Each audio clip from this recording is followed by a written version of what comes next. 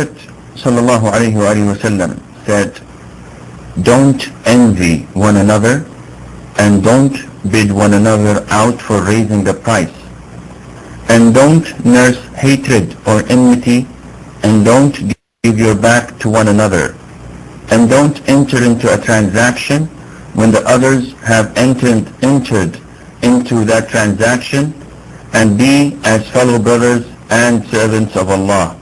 The Muslim is the brother of another Muslim. He does not wrong him, let him down, or look down upon him. Taqwa, that is piety, or the fear of Allah, is here, and he pointed to his chest 3 times. It is sufficient evil for a man to look down upon his Muslim brother. Every Muslim is sacred to another Muslim, his blood, his property, and his honor. Now the Prophet ﷺ told us that we should not enter into a transaction when the others have entered into the same transaction. What does this mean? Originally speaking, the Prophet ﷺ is instructing us not to do things that would make hatred and enmity grow in our hearts towards other Muslims. And that is why we said earlier that an-najash is forbidden in Islam.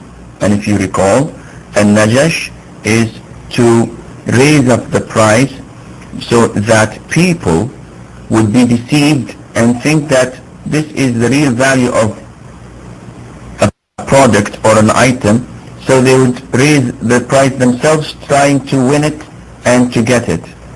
So it is either to benefit the person selling or to harm the person buying. You're not bidding so that you would buy it for yourself, but rather to deceive others into buying it. And likewise, the Prophet ﷺ told us not to go into a transaction if the others are going into the same transaction. What is the meaning of this? This is illustrated, as scholars say, when a person goes into a shop, for example, and he sees something, he bargains with the shopkeeper, and they reach a price. The customer is satisfied, the shopkeeper is satisfied, they're about to make the deal over and done. And maybe they make the deal over and done, but the customer does not leave the shop. And in that particular time, I come in and I see that the price of the item was settled for so and so, and I go to the customer and I say, why do you buy it so high? I can sell it to you 20% off the price. Or I go to the shopkeeper and say, why sell it so cheap? I'll give you 10% more than what he gave you. Now, this is forbidden because in both cases, I will make someone angry with me. One would say, isn't this permissible to raise the price, to bid? The answer is no. If it is an auction, then yes, you can all compete and you can give the highest price because this is a competition. But when it is not an auction, when two have agreed to sell and buy, and you come in and interrupt this transaction, this is what is not permissible. One would say, okay, then if the deal is done, why should one of them break it?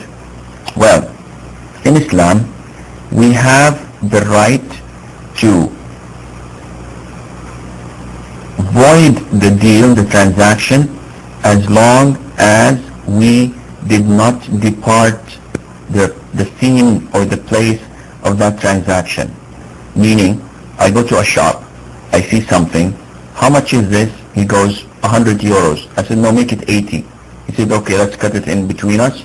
Let's make it 90. I agree, and I said, okay, I bought the merchandise. And he says, okay, I have sold you the merchandise for 90 euros. The agreement was done. I'm still in the shop.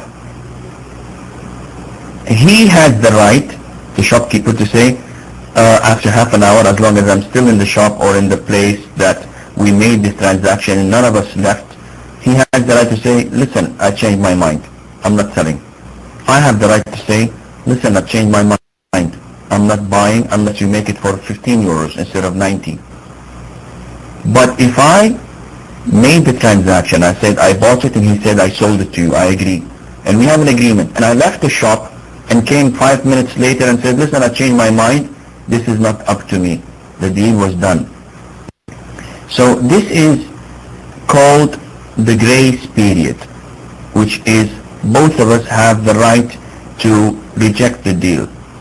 And the Prophet says in the authentic hadith alayhi salatu wasalam, البيعان بالخيار ما لم يتفرقا.